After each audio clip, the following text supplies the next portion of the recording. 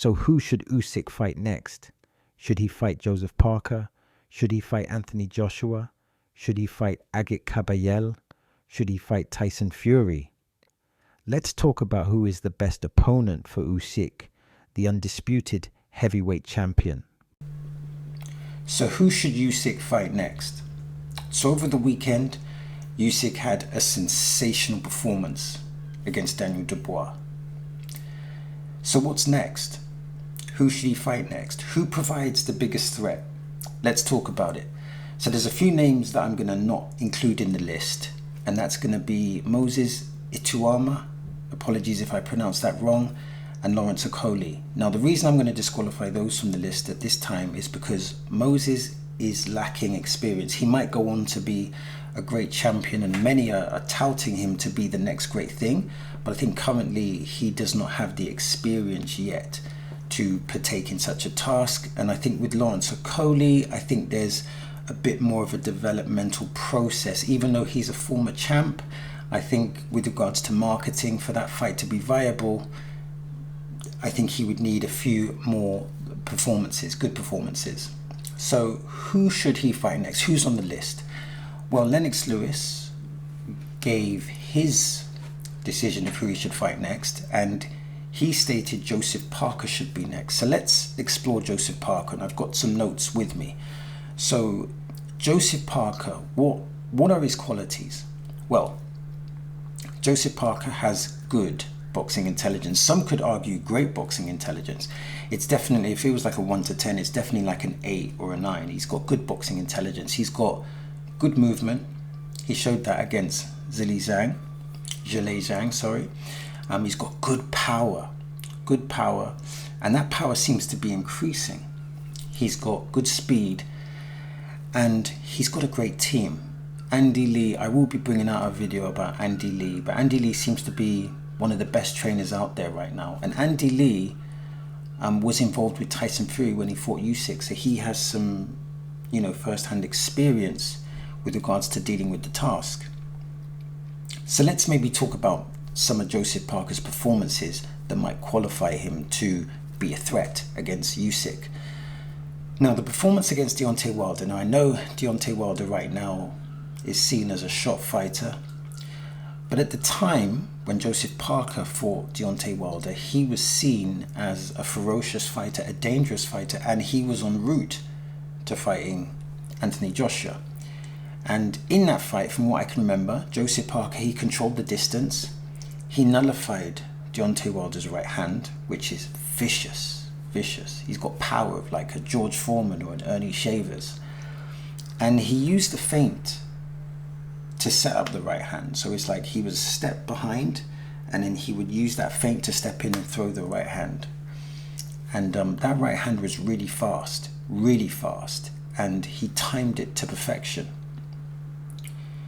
And there were times, I think it was the 8th round, where he looked like he was actually going to knock Wilder out. So he effectively won the majority of the rounds. And that was a very dominant performance of a Wilder who was seen as a threat and a favourite.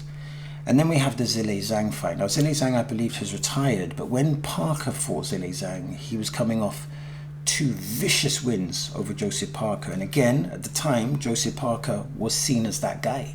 He was seen as potentially the next person to take over. And Zhilei Zhang scored, I think the first one was a stoppage and the second one was a concussive knockout. In this fight, Joseph Parker used effective movement. Now, Zhilei Zhang is actually a counterpuncher, and Joseph Parker dealt with that counterpunching style. He neutralized the power with the movement, and effectively, or importantly, he handled the southpaw style, because Zhilei Zhang is a southpaw. So those 2 fights were 2 very different puzzles. You had Deontay Wilder with the phenomenal right hand power. He solved that puzzle, and he's tall and he's quite fast. But then you had Zhilei Zhang with the power, slower, but then that counter punching ability, and he solved that puzzle as well. And with the Zhilei Zhang, he came off the floor twice, so that shows his determination, his ruggedness, his courage, etc., and his resilience. Now, with regards to Joseph Parker, the recent developments is that he's put on weight, which has increased power, but it looks like it hasn't affected his speed.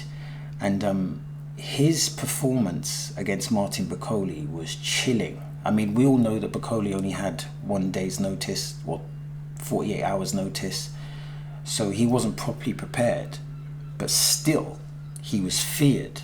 Martin Bakole was a feared heavyweight. And if you want a reference point for that, look at the Anderson fight. Those uppercuts were ferocious. But he was able to dismantle him, and he moved him into the right hand. Again, it was intelligent boxing. So Joseph Parker has a history of solving puzzles.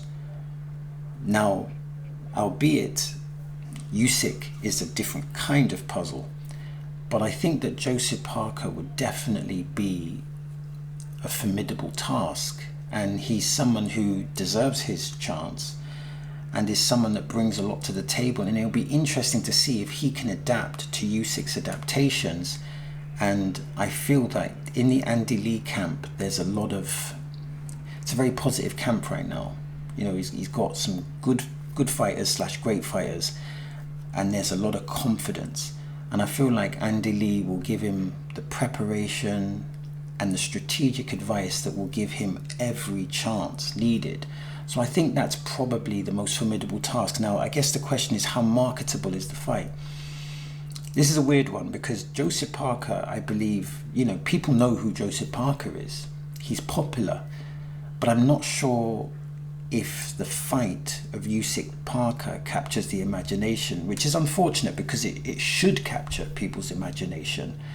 So I'm not sure how marketable the fight is, but it definitely would be potentially a very good fight, and potentially a very tough task. Joseph Parker is up there, you know, as being one of the best heavyweights apart from Usyk. So that's the first contender, Joseph Parker. The second one is, and again, apologies if I pronounce this incorrectly, is Kabayel. I believe I've got that right. Now, Kabayel, again, has great boxing intelligence. He's shown that he can solve puzzles. Now, they're not the world-class puzzles, but he still has solved puzzles. He has probably the best punch creativity in the game. He throws a lot of punches, and he has a lot of stamina. Now, his most notable performance was against Zhang, Zhang. He outworked him. Initially, he used movement, but then he made a transition. Again, he solved a puzzle. He got on the inside and landed body shots, but he landed body shots by going to the head first. So typically he did the right uppercut to the head and the left hook to the body. So I remember that combination, and then he developed it. So he would go right uppercut to the head, left hook to the body, and then straight right hand to the body. The right uppercut to the head, left hook to the body, that's a combination that Canelo uses. And yeah, he definitely showed in that fight his ability to take a punch, his ability to solve puzzles, and his ability to adapt. So I think Kabayel, again, would be a formidable task. Now, the one thing that Kabayel might struggle with is that I'm not sure if he has world-class power, even though he stopped quite a few of his guys, but I'm not sure. I feel like when you put Joseph Parker against Kabayel, I feel like Joseph Parker is the harder puncher. However, Kabayel, from what I've seen, has the work rate of like a cruiserweight or like a light heavyweight. So that work rate could be effective, and that punch creativity would be a different challenge. It would be a different puzzle. Now, the only question with Kabayel is that he solved the Zhile Zhang puzzle, and he solved other puzzles as well. He's fought other good fighters, but would he be able to compete with the boxing IQ of a Usyk? And that's yet to be seen. Now, again, the good thing about him is that he was very successful against a southpaw in Zhile Zhang, so that goes to his favor. I don't know too much about his team, but from what I see from his style, his ability to adapt, his defensive work, his punch creativity, that to me would indicate that he has a very, very solid team.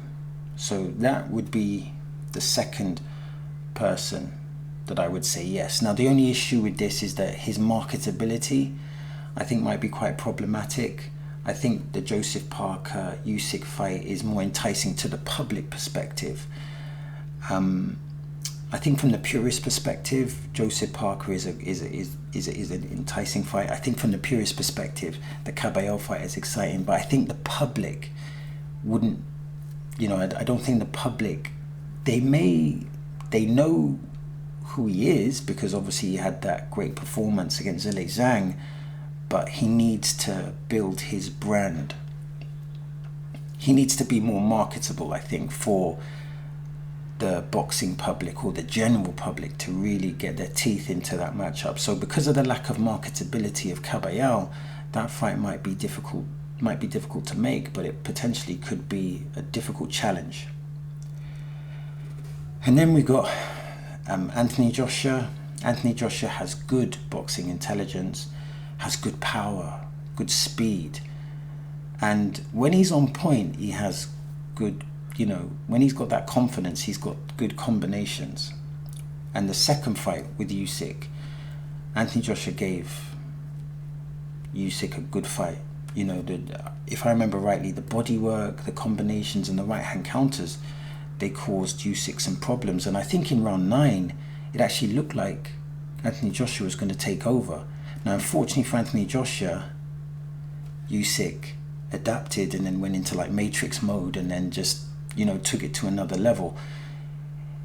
It was impossible for Anthony Joshua to prepare for that, because he just, he made the adaptations, but then again, and this is a common theme, Usyk adapted to the adaptations and then took it to the next level. So the question here, I think Joshua needs to get his confidence back. He definitely needs to get his confidence back. Otherwise, I don't think the fight would be good. I feel like you need a very confident Joshua. So how does he get his confidence back? Obviously, you've got to build that relationship. He has a very good trainer, Ben Davidson, but I think he needs a good or great performance against someone. If the fight with Tyson Fury happens and he was successful, then I think the Usyk fight becomes, I think the public get into it. Now, with regards to marketability, I'm not sure if the public would be interested at the moment. I think there will be a level of interest, but it's a sliding scale, because it's one great performance and then all of a sudden the boxing public would want to see it. I think a lot of boxing purists may be up and down, but the fact of the matter is that the second fight was a good fight, and up to round 9 it looked like Anthony Joshua could take over. I believe in that fight he was working with Robert Garcia, and I think he did a lot of good stuff with Robert Garcia. So to me, if Anthony Joshua was to get the trilogy, he would need to review that fight and to replicate some of those things, as well as he would need to replicate the good things that he did, but then have that awareness of, okay, how do I deal with Usyk taking it to another level? It would be a big ask. Potentially it would be marketable. Let's be honest, Anthony Joshua is a huge brand, a massive brand. He's made loads of money, he's loved by the boxing public, and he can fight. Let's not, he's a 2-time world champion.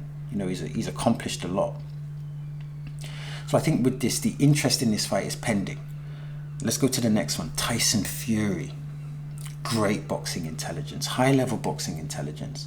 He has a great team, great footwork, and he's got good hand speed.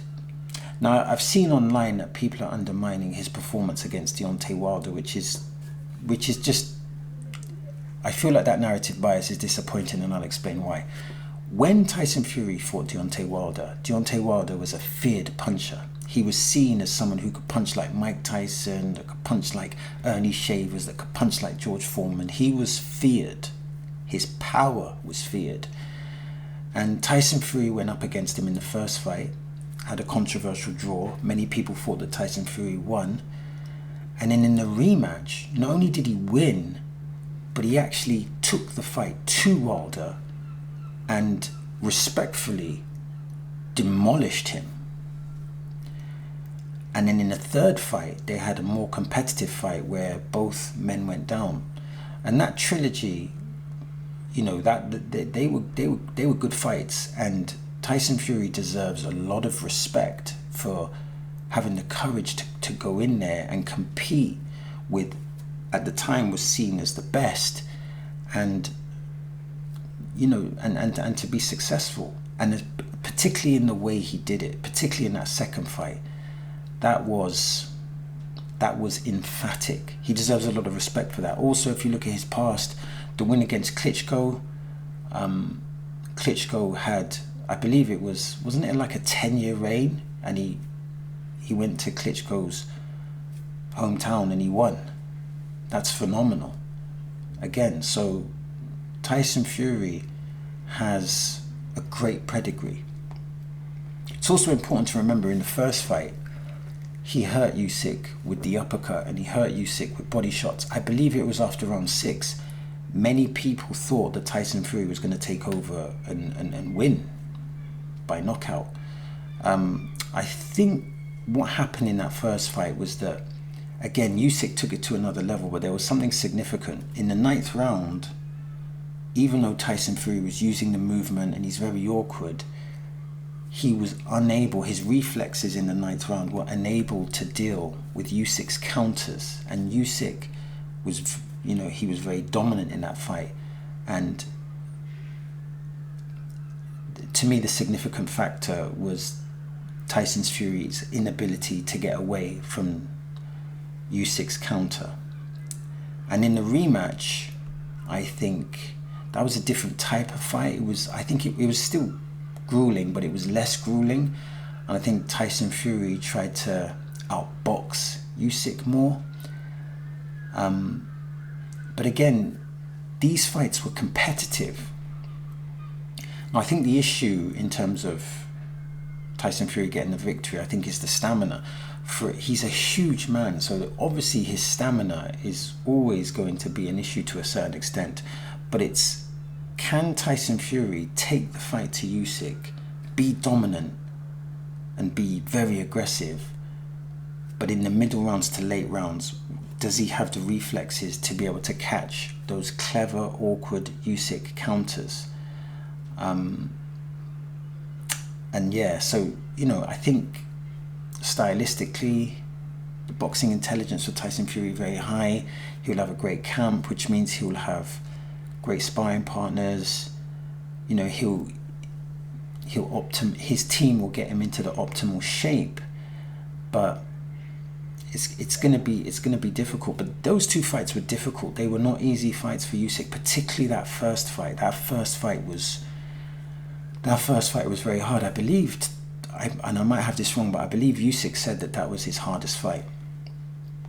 Now, with regards to the marketability, because Tyson Fury lost the first two fights, even though Tyson Fury is a huge brand, he's a huge name, he's made millions, because they fought twice recently, it would be hard to sell this fight right now. However, if Tyson Fury fought Anthony Joshua and had an emphatic performance, I think the public would want to see that fight. Or if he fights a top 10 heavyweight and has an emphatic performance, I think that I think the public may have a taste for it. I think a lot of boxing purists say that they don't want to see it again, which is slightly unfair because, like I said, Tyson Fury gave great showings, and that's probably the hardest puzzle that Usyk has ever had to deal with. And it's interesting now that Usyk is putting on more weight and is punching harder. It's interesting to see how this new version of Usyk how does that look against Tyson Fury? Does he knock Tyson Fury out, or does the extra power but maybe decreased speed give Tyson Fury more punching opportunities? With the extra weight, will Tyson Fury be able to outwork him? Tyson Fury is just really a great fighter, and I think people have been a bit too critical of his boxing skills. It's one thing to say that he lost both fights to Usyk, but it's another thing to criticize his pedigree. I mean, the man has some serious pedigree. And again, similar to the Anthony Joshua fight, the marketability will depend on his next fight or next fights. But again, he has a great team behind him. He has great boxing intelligence. He has the IQ. He has that level of IQ that can compete with Usyk. And then finally, you have Derek Chisora, who had a fantastic performance against Usyk. Derek Chisora was able to land southpaw jabs. He was able to get in close range, get in close enough range to be able to land the right hand. He utilized some clever tactics, had good punch creativity, had a good output. And I don't know who trained him for that fight, but he had a really good strategy and he implemented it meticulously. And I thought that was a close fight. Now, that was a different Usyk. That Usyk was punching at the target as opposed to punching through the target. So stylistically, I think potentially the fight would be very different. I think it might be a more grueling affair, a more punishing affair, because I feel like that version of Usyk is looking to win on decision and is looking to outbox you, where the Usyk that fought Daniel Dubois was looking to knock him out. That's interesting as well.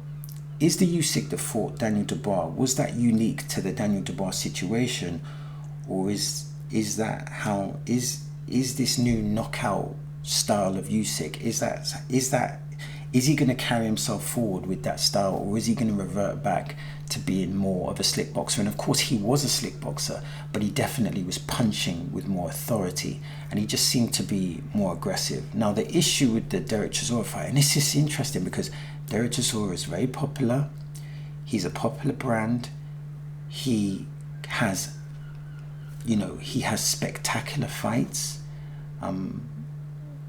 His fight with Carlos Takam was an absolute war. What a war that was. And what an amazing knockout at the end as well. And he had great fan-friendly fights with Dillian White. So you would think that the public, and considering what happened the first time, you would think that the public would want to see it. But again, the public love Derek Chisora, but I'm not sure if they love that fight. So that would be a hard fight to market, I think. And again, that can change. If Derek Chisora puts in another elite performance, then maybe the public perception changes. So they are the candidates, I think, the most realistic candidates for Usyk. I think in terms of who deserves the fight the most, I think I agree with Lennox Lewis. I think Joseph Parker is the most deserving, and I think that would actually be a very interesting fight.